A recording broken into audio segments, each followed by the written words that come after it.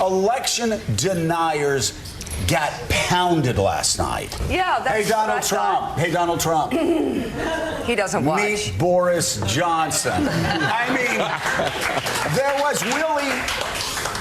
there was a coronation last night, probably as grand as King Charles III's coronation is going to be in the spring. And it was Ron DeSantis in Florida. Massive victory down there, right?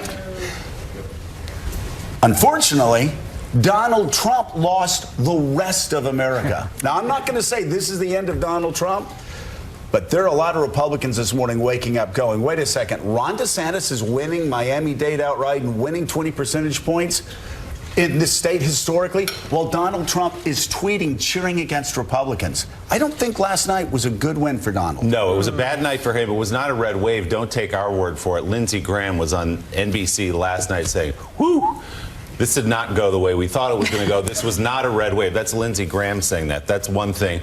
The governor's races that people were concerned about, New York, Kathy Hochul held on here, Wisconsin, Michigan, where there were election deniers running, they lost there. So election denialism was on the ballot, and it lost overwhelmingly last night. Time and time again. And to your point, Ron DeSantis winning by almost 20 points in Florida, remaking the map, remaking the Obama coalition, winning, flipping by 20 points from a couple of years ago, Latino voters.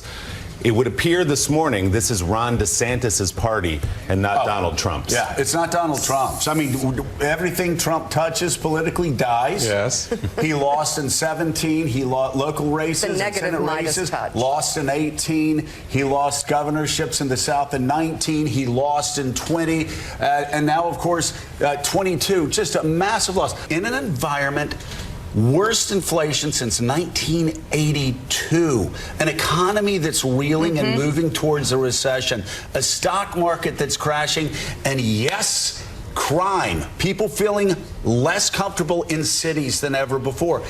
And that's the environment Democrats won in. They did. And now, all the states you mentioned, Joe, what's really important, I think, is that that could have gone in the direction of election deniers, people who did not want the will of the public to determine who they would elect, being the Secretary of State or the governor, or determining how people could vote, how easily they could vote, and whether or not they would certify the outcome in 2024. That was potentially headed in that direction in all of those states. And victory, democracy won out, which is a good news. Don't run against democracy in America. You will lose.